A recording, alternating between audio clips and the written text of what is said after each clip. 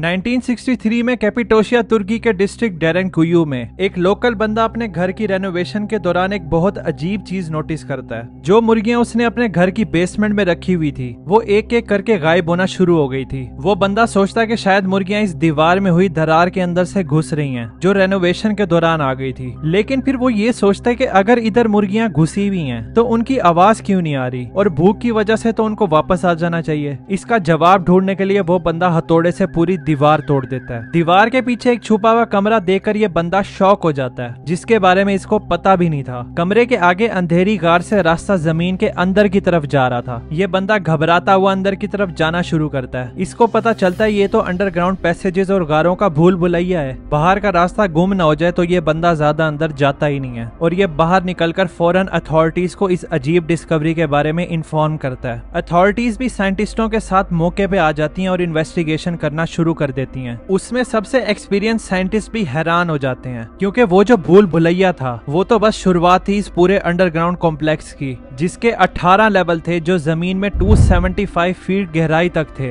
ये पूरा कॉम्प्लेक्स एक लॉस्ट सिविलाइजेशन का था। इसके तमाम 18 लेवल्स को बहुत जबरदस्त तरीके से इंजीनियर किया गया था जिसमें हर एक लेवल का खास यूजेज था। इसमें रहने की जगहें थी, मिलने की जगहें थी, टेम्पल था, स्कूल था, जानवरों को बांधने की जगहें थी, वाइन्स बनाने और उनको स्टोर करने की जगहें थी। इस पूरे कॉम्प्लेक्स में ताज़ा पानी प्रोवाइड करने के लिए एक पानी का कुआं भी था जो 180 फीट जमीन में जा रहा था। इसमें तमाम 18 लेवल्स को नेचुरल वेंटिलेशन देने के लिए हजारों एयर पैसेजेस भी थे। इसके अलावा इसमें डिफेंस सिस्टम भी थे जैसे कि ये छोटी छोटी क्रॉसिंग जानकर बनाई गई थी कि दुश्मन एक एक करके अंदर आए और इन जगहों पे इकट्ठे हों जिधर उनको मारा जा सके। और साथ ही अंदर हर लेवल पर ये 500 किलो के रोलर भी थे जिनको सिर्फ अंदर से मूव किया जा सकता था और इसकी मदद से रास्ता आराम से सील हो जाता था। साइंटिस्टों के अंदाजे के मुताबिक यहाँ पर 20,000 लोग अपने मवेशी और खाने के साथ आराम से रह सकते हैं। तो इस आदमी ने गलती से लॉस्ट अंडरग्राउंड सिटी ऑफ डेरेनकुयू को डिस्कवर कर लिया था। डेरेनकुयू अंडरग्राउंड सिटी की डिस्कवरी के सिर्फ 1 साल बाद इस लोकेशन से सिर्फ कुछ मील दूर एक विलेज है केमोकली। वहाँ पर एक वर्कर को अंडरग्राउंड टनल का भूल भुलैया मिलता है जब वो लोग सिटाडेल ऑफ केमोकली माउंटेन को ड्रिल कर रहे थे। जब एक्सकेवेशन होती है तो इनका शक सही साबित होता है। ये भी डेरेनकुयू की तरह एक अंडरग्राउंड सिटी कॉम्प्लेक्स था। यहाँ पर भी रहने की जगहें थी, स्टोरेज प्लेसेस थी, वाइन बनाने की जगहें थी, जानवरों को बांधने की जगहें थी। यहाँ पर तो दफनाने की भी जगह मौजूद थी। इसमें 100 टनल्स थी जो आपस में एक दूसरे के साथ अंडरग्राउंड कनेक्टेड थी और इन टनल्स को बंद करने के लिए वही सेम रोलर स्टोन्स थे। वैसे केमोकली अंडरग्राउंड सिटी इतना बड़ा नहीं था जितना डेरेनकुयू अंडरग्राउंड सिटी था,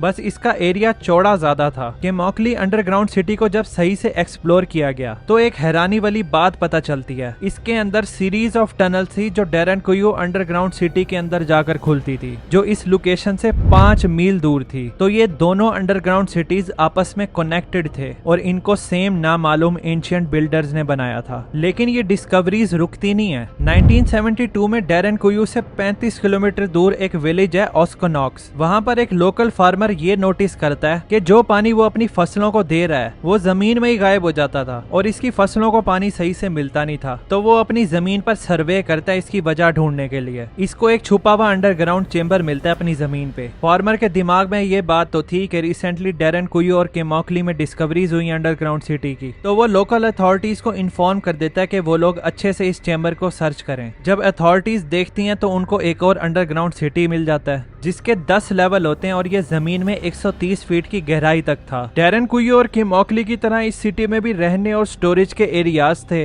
जानवर बांधने और वाइन बनाने के एरियाज थे, पानी के कुएं, वेंटिलेशन सिस्टम, साथ ही रोलिंग स्टोन डोर्स भी थे। ऊपर और नीचे लेवल्स पे बंदों से बात करने के लिए इसमें कम्युनिकेशन सिस्टम भी लगे हुए थे। हर एंट्रेंस पे इस तरह का सुराग होता है जिधर से ये गर्म तेल डाला करते थे जब दुश्मन इन पे हमला करते थे। ओस्कोनॉक कंपैरिजन में एक छोटा अंडरग्राउंड सिटी था बाकी सिटीज के कंपैरिजन में, लेकिन इसकी डिस्कवरी पे एक सवाल आ गया था, क्या इसको भी उन्हीं सेम एंशिएंट बिल्डर्स ने बनाया था? इसके बाद 2012 में तुर्की की housing development administration urban transformation project लाती है कैपिटोशिया के सिटी नेफ्शहिर में, जिसमें इन्होंने सिटी की पुरानी और खस्ता बिल्डिंग को तोड़कर मॉडर्न बिल्डिंग में कन्वर्ट करना था। जब ये प्रोजेक्ट शुरू होता है तो वर्कर्स को एक एरिया में बहुत सारी अंडरग्राउंड टनल्स मिलती हैं। जब वो इनको मजीद एग्जामिन करते हैं तो इनको एक बहुत बड़ा अंडरग्राउंड सिटी कॉम्प्लेक्स मिल जाता है। ठीक वैसे वैसे ही जैसे डेरेन कुयू, कैमोक्ली और ऑस्कोनॉक्स में मिला था। इसमें भी वो सब चीजें थी जो इनको बाकी सिटीज में मिली थी। जियोफिजिसिस्ट साइज्मिक टोमोग्राफी की मदद से जब इसका साइज जमीन में पता लगाते हैं तो वो हैरान हो जाते हैं। इस सिटी का साइज 5 मिलियन स्क्वायर फीट था और इसकी डेप्थ 370 फीट जमीन में थी, जिसका मतलब ये था कि ये अंडरग्राउंड सिटी ऑफ नेफ्शहिर साइज में 30% बड़ा है डेरेन कुयू अंडरग्राउंड सिटी के मुकाबले में। अभी नेफ्शहिर अंडरग्राउंड सिटी अच्छे से एक्सप्लोर भी नहीं हुआ था कि उसी दौरान एक अमेजिंग चीज हो जाती है जो इन अंडरग्राउंड सिटी ऑफ कैपिटोशिया की अंडरस्टैंडिंग को चेंज करने वाली थी। डेरेन कुयू से तकरीबन 500 किलोमीटर दूर एक हिस्टोरिक सिटी है मिडयार्ड। 2020 में वर्कर्स इधर रूटीन रिस्टोरेशन वर्क कर रहे थे। इनको एक कदीम घर में छुपी हुई केव की एंट्रेंस मिल जाती है। वर्कर्स को पता चल जाता है कि ये रास्ता एक अंडरग्राउंड कॉम्प्लेक्स की तरफ निकल रहा है। जब एक्सकवेशन शुरू होती है तो इनको पता चलता है कि ये सिटी ना सिर्फ डेरेन कुयू अंडरग्राउंड सिटी से बड़ा है बल्कि नेफ्शहिर अंडरग्राउंड सिटी से भी बड़ा है। नेफ्शहिर को एस्टिमेट किया गया था कि वो 30% बड़ा है डेरेन कुयू से, लेकिन रिसर्चर्स का ये बिलीव था कि अंडरग्राउंड सिटी ऑफ मिडयार्ड 300% बड़ा है डेरेन कुयू से। ये तो सैकड़ों किलोमीटर दूर था कैपिटोशिया अंडरग्राउंड सिटीज के रीजन से।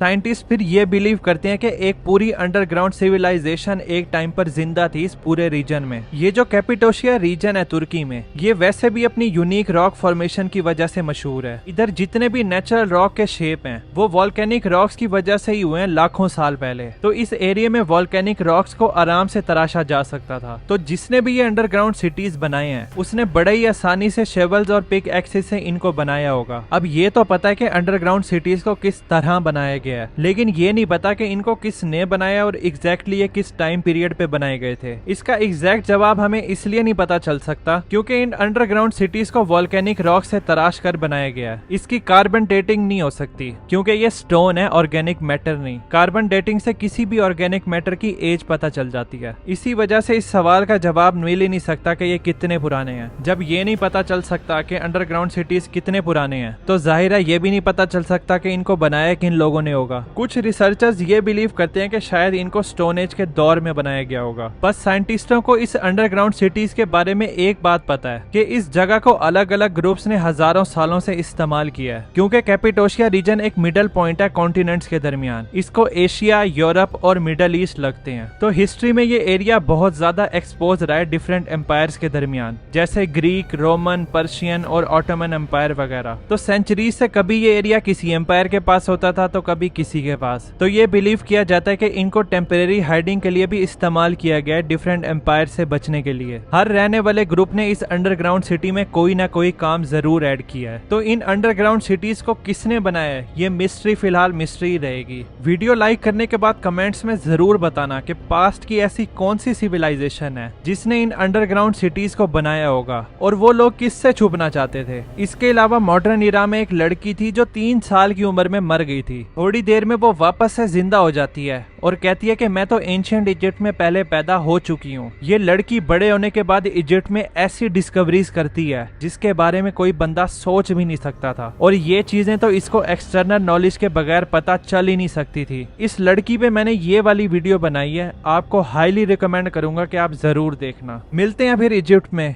Thanks for watching.